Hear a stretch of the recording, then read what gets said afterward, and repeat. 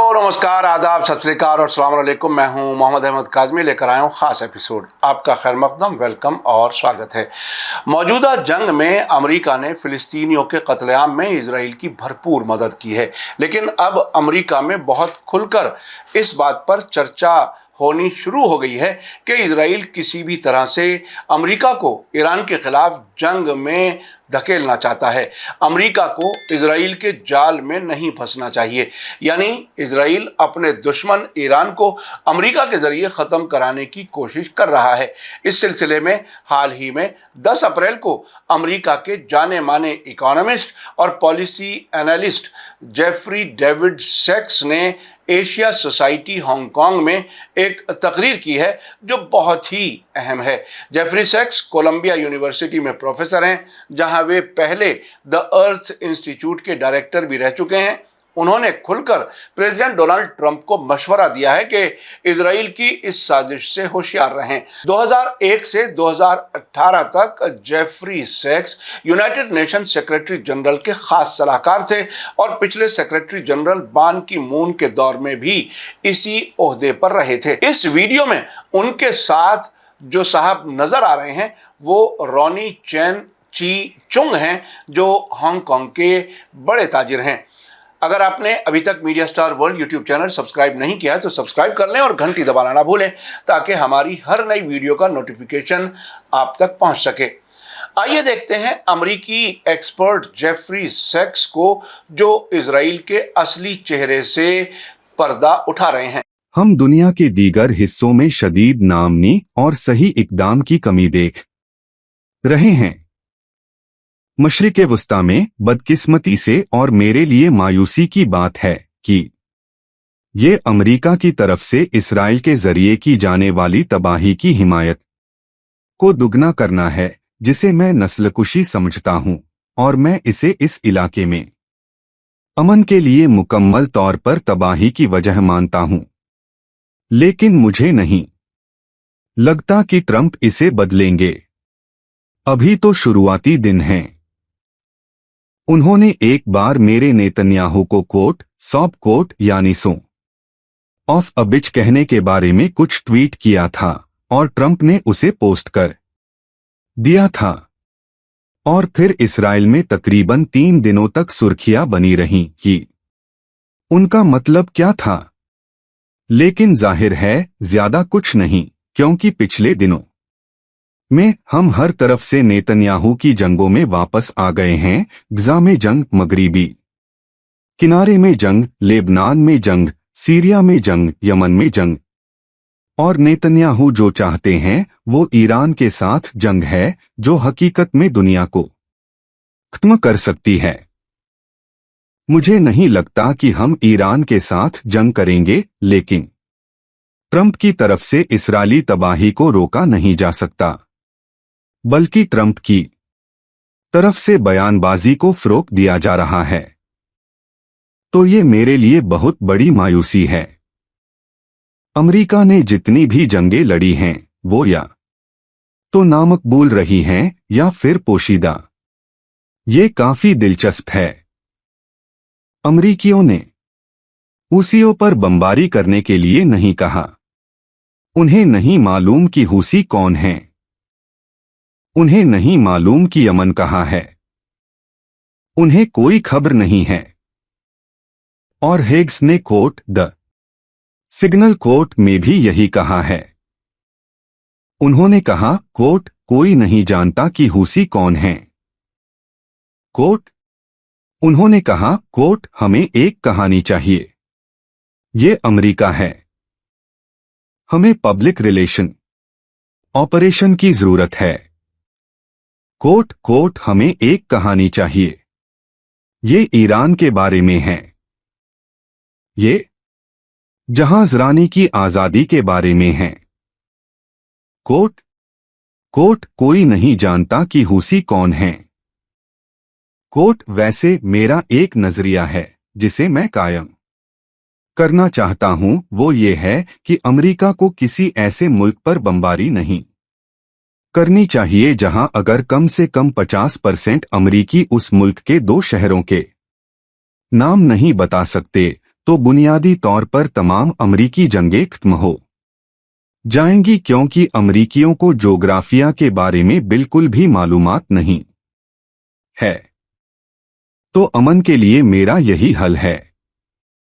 जब बात इसराइल की आती है तो इसराइल पर हमलों का सबब यह है कि 1967 से ही, और 1967 की जंग पर भी बहस की जा सकती है, लेकिन मैं उसे फिलहाल एक तरफ रख देता हूं। इसराइल ने ये रवैया अपनाया है कि वो 1967 में जीती गई तमाम जमीन अपने पास रखेगा। 1967 से इसराइल की यही बुनियादी पॉलिसी है। 1978 से इसराइल पर गालिब आने वाली एक सियासी पार्टी लिकुड पार्टी है, जो नेतन्याहू की पार्टी है। ये लिकुड का असूल है कि कभी भी फिलिस्तीनी रियासत नहीं होगी। अब ये देखते हुए कि 1948 में इसराइल के क़याम से पहले, जिसे कोट लाजिमी फिलिस्तीन कोट कहा जाता है, के इलाके में 1,60,00,000 लोग थे। उनमें से आधे फिलिस्तीनी अरब हैं और उनमें से आधे यहूदी हैं। यही सूरत हाल है। अभी 80 लाख यहूदी 80 लाख फिलिस्तीनियों पर हुकूमत करते हैं। 1996 से नेतन्याहू की पूरी कोशिश यही रही है कि हम पूरे फिलिस्तीन पर कब्जा करेंगे, और अगर कोई हमें ऐसा करने से रोकने की कोशिश करेगा तो हमारे पीछे हमारा बड़ा दोस्त यानी अमेरिका उन्हें कुचल देगा। यही इसराइल की पॉलिसी है। तो इसराइल की पॉलिसी, और ये बहुत वाज़ेह है। मैं इसके बारे में बहुत तफसीली मालूमात दे सकता हूं। इसराइल की पॉलिसी ये है कि हम जानते हैं कि ये कोई पसंद नहीं करेगा और हमें फिलिस्तीनी कौज की हिमायत करने वाली किसी भी हुकूमत को उखाड़ फेंकना होगा। 2001 में, जिसे कोट नियोकॉन्स कोट कहा जाता है, जो अमरीकी हुकूमत के जिसे कोट ज़ायोनी हिस्सा कोट भी कहा जाता है, ने एक दस्तावेज तैयार किया जो बहुत मशहूर है, और मैंने 2 अफराद से बात की है जो इसे बहुत अच्छी तरह से जानते हैं, जनरल वेस्ले क्लार्क और एक दीगर एयरफोर्स कमांडर डेनिस फ्रिट्स, जिसने 2001 के बाद 5 सालों में वेस्ट एशिया में 7 जंगों का मुतालिबा किया, और वो 7 जंगें इसराइल के दुश्मनों को खत्म करने के लिए थीं। और वो 7 जंगें Lebanon, Syria, Iraq, Somalia, Libya, Sudan और ईरान से होनी थीं, और इनमें से 6 जंगें इसराइल की तरफ से लड़ी गई हैं। और इनकी वजह से मिडिल ईस्ट में खूनखराबा जारी है। अफ्रीका में लीबिया दाखिली जंग से गुजर रहा है। सूडान में अब 2 दाखिली जंगें चल रही हैं, क्योंकि अमेरिका ने मुल्क को तकसीम कर दिया और फिर दोनों में दाखिली जंग चल रही है। सोमालिया एक रियासत के तौर पर वजूद नहीं रखता। लेबनान आज इसराइल के हमले में है। आज सीरिया हकीकत में इसराइल के हमले में है, क्योंकि अल-कायदा ने उस पर कब्जा कर लिया है, जिसे अमेरिका की हिमायत हासिल है। और इसराइल ईरान के साथ जंग के लिए दबाव डाल रहा है। मुझे इसराइल की पॉलिसियों से बिल्कुल भी हमदर्दी नहीं है। मुझे वो नाकाबिले बर्दाश्त लगती हैं। मुझे कहना होगा, एक अमरीकी यहूदी के तौर पर मुझे वो नाकाबिले बर्दाश्त लगती हैं, क्योंकि उन्होंने फिलिस्तीनी लोगों के साथ अमन को कायम होने से रोका है। और अमन का जवाब फिलिस्तीन और इसराइल की एक रियासत है। और जब कोई पूछता है, कोट, क्या ये मुमकिन है, कोट, मैं मिडिल ईस्ट के सभी मुल्कों के फॉरेन मिनिस्टर्स से बाकायदगी से बात करता हूं। मैं मिस्र के वजीर खारजा, जॉर्डन के वजीर खारजा, तुर्की के वजीर खारजा, सऊदी वजीर खारजा के बारे में बात कर रहा हूं। मैं उन सब को जाती तौर पर जानता हूं और उनसे तवील गुफ्तगू करता हूं। अरब दुनिया 2002 से ही इसराइल के साथ अमन चाह रही है, जिसे कोट अरब अमन पहल कोट कहा जाता है, और इसराइल उन्हें उंगली दिखा रहा है और कह रहा है कोट नहीं, क्योंकि हम सारा इलाका अपने पास रखेंगे। कोट अब मेरे नजरिया से ये इसराइल के लिए खुदकुशी है और ये नाजायज और मुकम्मल तौर पर जालिमाना है। तो 7 अक्टूबर को जो हमला हुआ, क्या ये अचानक हुआ?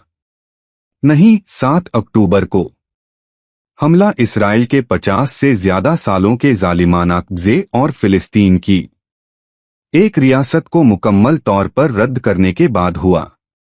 इसलिए मुझे नेतन्याहू से कोई हमदर्दी नहीं है। मैं उन्हें हकीकत में जदीद तारीख के सबसे तशद्दुद पसंद वहशी सियासी लीडर्स में से एक मानता हूं। मैं चाहता हूं कि वो रुक जाए, क्योंकि मुझे मालूम है कि मैं ईरानियों से बात करता हूं। मैं इस्लामी ताआवुन तंजीम ओआईसी के 57 मुल्कों से बात करता हूं। मैं शायद ओआईसी के आधे विदेश मंत्रियों को जानता हूं। इसराइल को छोड़कर हर कोई अमन चाहता है। इसराइल कंट्रोल चाहता है। क्या नेतन्याहू हमास को शिकस्त देने के अलावा कोई दूसरा ऑप्शन देखते हैं? क्या उन्होंने सियासी नतीजे के बारे में एक जुमला भी कहा है? नहीं नहीं। आप जानते हैं क्यों? क्योंकि उनका पूरा करियर, उनकी पूरी जिंदगी फिलिस्तीनी रियासत के कयाम को रोकने पर खर्च हुई है। इसका जवाब क्या है? आप जानते हैं कि उनका जवाब क्या है? उन्हें यानी फिलिस्तीनियों को निकाल दो। यही उनका जवाब है। ये हकीकत में इस्राएली पॉलिसी है। यही बात ट्रंप कुछ हफ्ते पहले कह रहे थे, और फिर लोगों ने उनसे कहा कोट नहीं नहीं नहीं, प्रेसिडेंट ट्रंप ऐसा मत कहो कोट। और मिस्रियों और जॉर्डन वालों ने कहा कोट हम उन्हें नहीं ले जा रहे हैं। हम अपने पड़ोस में दोबारा नस्ली सफाया नहीं करने जा रहे हैं कोट। तो ये सब कहने का मतलब है कि मैं 53 सालों से इसराइल जा रहा हूं। मुझे लंबा अजुर्बा है। 53 साल पहले मगरिबी किनारे में पहली नाजायज इसराइली बस्तियां बसाई गई थीं। जब मैं हाई स्कूल में सीनियर था, तब मुझे इसके बारे में बताया गया था। हम हकायक को जमीन पर रख रहे हैं। ठीक है, हम 53 साल बाद बात कर रहे हैं और मिडिल ईस्ट अभी भी खूंखराबे में है। इसलिए मुझे बिल्कुल भी हमदर्दी नहीं है। मीडिया स्टार वर्ल्ड की आज की पेशकश कैसी लगी कमेंट्स में जरूर लिखें। थैंक यू, धन्यवाद, शुक्रिया। जय भारत, जय हिंद। मीडिया स्टार वर्ल्ड के और वीडियो देखने के लिए हमारे चैनल को सब्सक्राइब करें और सीधे नोटिफिकेशन पाने के लिए बेल आइकन दबाएं। और अगर हमारी खबर सच्ची और अच्छी लगे तो अपने व्हाट्सएप, इंस्टाग्राम, फेसबुक और ट्विटर अकाउंट पर जरूर शेयर करें।